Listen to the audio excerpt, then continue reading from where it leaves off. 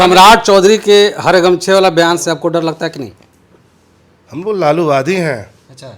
तेजस्वी यादव जी का है, हम लोग उनका सैनिक हैं, सिपाही हैं, हम लोग डरने वाले नहीं हैं, हमारा नेता नहीं डरते हैं। 2025 में लोकतंत्र की हत्या करके लोग सरकार में आए हैं, तंत्र के माध्यम से आए हैं, तंत्र के माध्यम से मतलब चोरी करके आए हैं? चोरी करके आए हैं, तंत्र के माध्यम से आए हैं। अच्छा। कई एक सीटों पे, हमारे सीटों पे लोग को जबरन हरा दिया गया। तेजस्वी यादव यहाँ पे है ही नहीं। तेजस्वी यादव जो दुल्हा हैं आपके पार्टी के, वो यहाँ है ही नहीं है, तो बाकीपुर सीट कैसे जीतिएगा आप लोग? हम लोग सिपाही किस काम का है? अच्छा। सिपाही काफी है रगड़ देने के लिए इन लोग को। वोट कटवा है, वो प्रशांत किशोर जी वोट कटवा है? वोट कटवा है। अच्छा। यह बात आप जान लीजिए, वह वोट कटवा है। इस बार वहाँ कोई विनिंग कैंडिडेट है तो रेखा गुप्ता है। अगर आप समझते हो कि बीजेपी किसी उम्मीदवार को दिया है तो आप एक इंटरव्यू लेके देख लीजिए। अच्छा। प्रशांत किशोर जी राजनीतिक व्यवसायी हैं। अच्छा, व्यवसायी हैं। अच्छा। वह उनकी राजनीति, उनका जीवन सो आप देख लीजिए कहाँ से हुआ। उन्होंने पहले 14 में भाजपा के लिए काम किए, कहीं वह कांग्रेस के लिए काम किए, कभी वह टीएमसी के लिए किए। क्या बिहार में अपना सब बुरिया बिस्तरा बांध के आए हैं? बिहार में वह राजनीति में व्यवसाय करने आए हैं। इसी पार्टी के हरे रंग से इन लोगों को नफरत है, तो हरा रंग तो तिरंगा में भी है, तो उससे कैसे आप निकाल लीजिएगा? अभी हमारी मौजूदगी बिहार की राजधानी पटना में है और पटना के बांकीपुर विधानसभा में उपचुनाव हो रहा है। सारी पार्टियां अपनी दमखम लगा रही हैं, सारे प्रत्याशी अपने दमखम लगा रहे हैं। ऐसे में हम जानने की ये कोशिश कर रहे हैं कि इस बार बांकीपुर पे फतह कौन करेगा। हमारे साथ बात करने के लिए औरंगाबाद जिले के जिला अध्यक्ष और गो विधानसभा के वर्तमान विधायक अमरिंदर कुशवाहा जी हैं। उनसे बात करेंगे कि आखिर जो इनकी रणनीति क्या है। यहाँ पे ये लोग भी प्रचार चुनाव में कर रहे हैं, तो आखिर किस तरह से चुनाव को देख रहे हैं और चुनाव में किसकी जीत होने वाली है। सबसे पहले तो बधाई हो सर आपको। आपको भी बहुत बहुत शुभकामना, और आपके चैनल को भी। आप ऐसे ही लोकतंत्र के चौथे स्तंभ हैं, आप लोकहित में, जनहित में बात उठाएं, यही शुभकामना है। बांकीपुर में उपचुनाव हो रहा है सर, ठीक है, और आपके प्रत्याशी रेखा गुप्ता भी खड़े हैं, बीजेपी से नीरज कुमार सिन्हा खड़े हैं, और जनसुराज के संस्थापक जन्मदाता कहने जाने वाले प्रशांत किशोर भी खड़े हैं। तो क्या लगता है कि इस बार रेखा गुप्ता बाजी मार पाएंगी? क्योंकि पिछले 35 सालों से, 40 सालों से बीजेपी राज कर रही है यहाँ पे, तो क्या लगता है कि इस बार रेखा गुप्ता जी जीत पाएंगी चुनाव? देखिए, बांकीपुर उपचुनाव में रेखा गुप्ता जी का जीत सुनिश्चित है। अच्छा। इसमें कहीं आप किंतु परंतु मत रखिए। रेखा गुप्ता जी हमारी पार्टी ने तय कर दिया और उम्मीदवार रहे हो। अरे ये बात, यह तो भाजपा के लोग भी कर रहे हैं। हाँ, भाजपा के लोग कह रहे हैं तो उम्मीदवार का है चेंज कर देना। ये बतिया तो कहने पूछते हैं कि कल उसको कहते हैं बंटी जी को, आज नीरज जी आ जाते हैं। अच्छा। भाजपा को तो उम्मीदवार नहीं मिला इनके विरोध में। अच्छा, उम्मीदवार नहीं मिला? उम्मीदवार नहीं मिला। आप कल जिसको आपने नामांकन करवाया है, कल उसके जबरन आप उसका आप नामांकन वापस करवा लेते हैं। इससे तो समझ में भाजपा वाले को आ गया।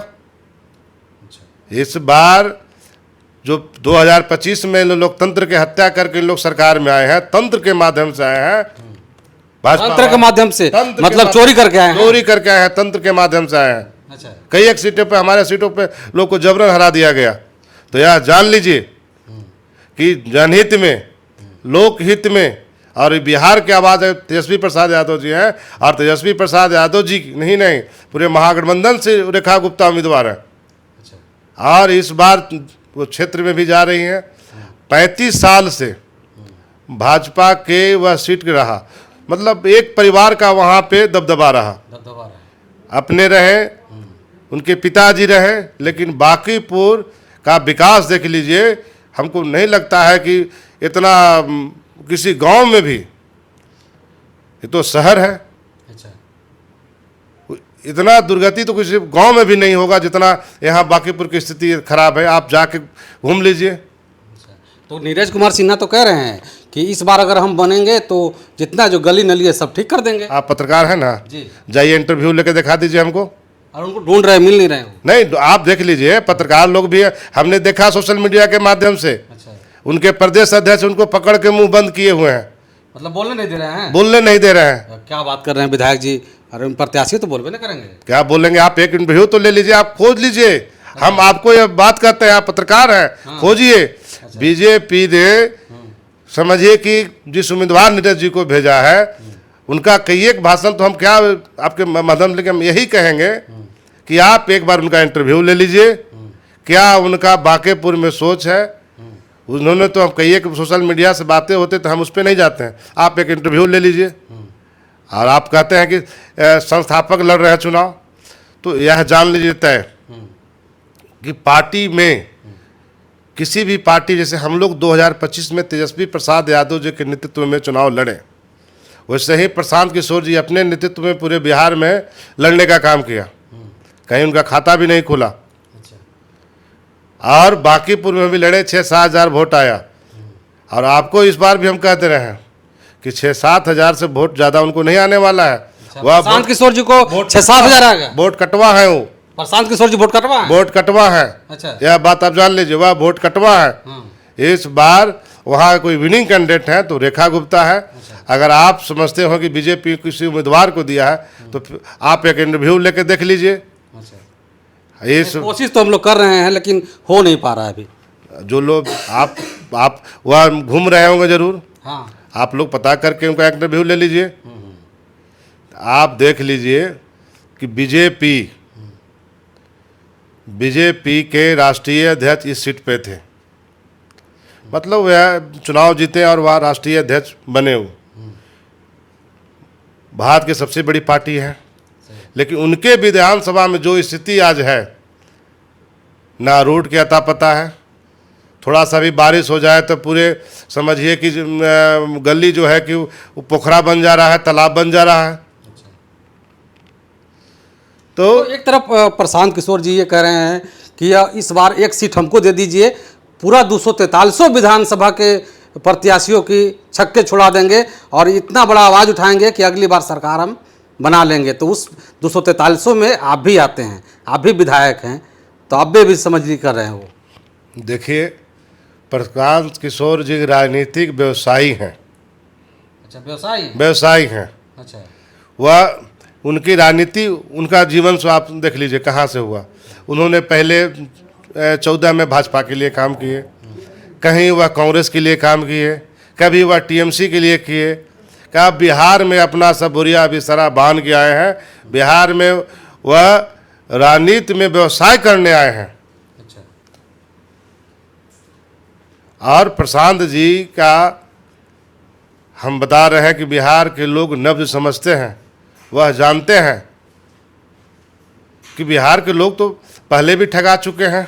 2 करोड़ नौकरी के नाम पे लोगों ने बिहार में समझिए कि अच्छा खासा सीट दिए, दोबारा बार 39 सीट देने का काम किया बिहार के लोगों ने भाजपा को।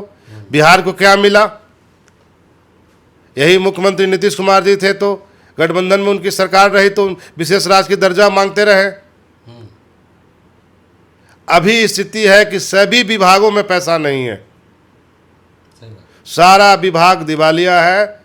इन लोग चुनाव से पहले में यह तय सरकार ने कहा था कि हम 1100 रुपये महीना हम विधवा पेंशन, वृद्धा पेंशन देंगे, और पहले से चालू है। हमने इस बार 10 तारीख को देखा कि पूरा बड़का पेपर में छपा हुआ है कि हम 1100 रुपया दे रहे हैं। अरे तो पहले का चीज़ है। आज आप क्या कर रहे हैं? आप सत्ता में 6 महीना से आज की उपलब्धि बताइए ना।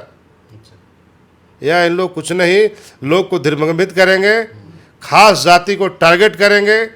किसी पार्टी के हरे रंग से इन लोगों को नफरत है, तो हरा रंग तो तिरंगा में भी है, तो उससे कैसे आप निकाल लीजिएगा? या इन लोग कोई काम नहीं करना है तो कभी राबड़ी जी का आवाज। सम्राट चौधरी के हरे गमछे वाला बयान से आपको डर लगता है कि नहीं? हम लोग लालूवादी हैं। अच्छा, तेजस्वी यादव जी का है, हम लोग उनका सैनिक हैं, सिपाही हैं। हम लोग डरने वाले नहीं हैं, हमारा नेता नहीं डरते हैं। सब लोगों का आप देख लीजिए, बिहार में, पूरे भारत में अगर किसी कोई मजबूती से आज भाजपा के साथ लड़ रहा है तो राष्ट्रीय अध्यक्ष लालू प्रसाद यादव जी हैं। सुन लीजिए, यह लोग बिहार विधान परिषद के वह नेता प्रतिपक्ष हैं, उनका प्रोटोकॉल में आवास है, लेकिन सरकार जो है कि जिस जगह पर रह रहे थे उनको वहाँ नहीं रहने दे के दूसरा जगह आवंटित कर दिया। वह बिहार की पहली महिला मुख्यमंत्री हैं। जिस तरह से भाजपा के लोग अपमानित कर रहे हैं, यह बिहार की जनता देख रही है।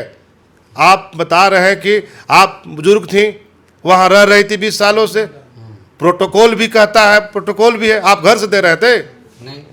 आप तो जो संविधान है उसमें है कि नेता प्रतिपक्ष को आवास मिलना चाहिए, उनका आवास तक खाली करा दिया गया, सिक्योरिटी का भी खाली कम करा दिया जाता है, नेता प्रतिपक्ष तेजस्वी जी की सिक्योरिटी कम कर दिया जाता है। ये लोग सिर्फ नफरत की राजनीति जानते हैं, कभी कोई खास जाति को टारगेट करते हैं, कभी हरा गमछा पे बात करते हैं। ये लोग मुद्दे पे नहीं, सिर्फ भाई भाई में लड़वाने का काम करते हैं, कभी अल्पसंख्यक भाई को डराते हैं। तो एक बात जान लीजिए कि जब तक बिहार में लालू प्रसाद यादव जी हैं तो बिहार के लोग डरने वाले नहीं हैं। और बिहार में जो लोग यह मानसिकता के लेके कर रहे हैं तो बिहार की जनता सब देख रही है। विपक्ष वाले कह रहे हैं कि तेजस्वी यादव यहाँ पे है ही नहीं। तेजस्वी यादव जो दूल्हा हैं आपके पार्टी के, वो यहाँ है ही नहीं है, तो बांकीपुर सीट कैसे जीतिएगा आप लोग? हम लोग सिपाही किस काम का है? अच्छा, सिपाही काफ़ी है रगड़ देने के लिए इन लोग को। तो बारात में दूल्हा चाहिए ना, कि दूल्हा रहेंगे तब ना। दूल्हा की जरूरत पर दूल्हा आवेंगे, इसमें कहाँ विपट है। अच्छा, लेकिन उसके लिए पहले तो हम लोग सिपाही हैं। लालू जी और तेजस्वी सिपाही है। बीजेपी से लड़ने के लिए सिपाही काफ़ी है। सिपाही काफ़ी है।